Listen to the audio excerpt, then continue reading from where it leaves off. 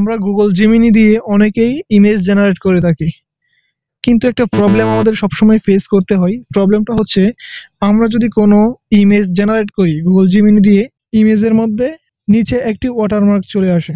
সেটার জন্য কিন্তু আমাদের অনেকটাই প্যারা খাইতে হয়। আর সেই লোগোটা কিভাবে রিমুভ করতে হয় সেই প্রসেসটা আমি আজকে এই ভিডিওতে আপনাদেরকে দেখাবো। এই ওয়াটারমার্কটা রিমুভ করতে হলে আপনাদের প্রথমে চলে যেতে হবে একটি ওয়েবসাইটে। আপনারা সেই লিঙ্কটি কপি করে আপনারা চলে আসবেন ক্রোম ব্রাউজারে আসার পর এখানে এটা পেস্ট করে দিবেন। পেস্ট করে দিয়ে এন্টার হিট করার পর একটি ওয়েবসাইট চলে আসবে। ওয়েবসাইটে ঢোকার পর এখানে দেখতে পাচ্ছেন আপলোড ইমেজ। এখানে আপনাদের যে ইমেজটা ওয়াটারমার্ক রিমুভ করবেন সেই ইমেজটাকে আপনারা এখানে দিয়ে দিবেন। দিয়ে একটু ওয়েট করবেন।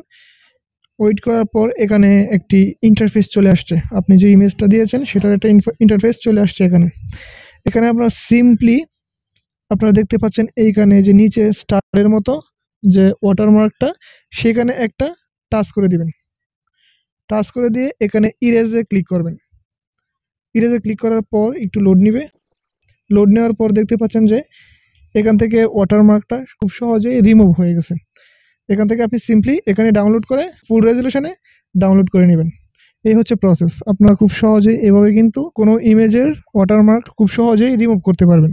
আর এরকম ভিডিও পেতে আমার এই চ্যানেলটাকে অবশ্যই সাবস্ক্রাইব করে দিয়ে পাশে থাকবেন। সবাইকে ধন্যবাদ।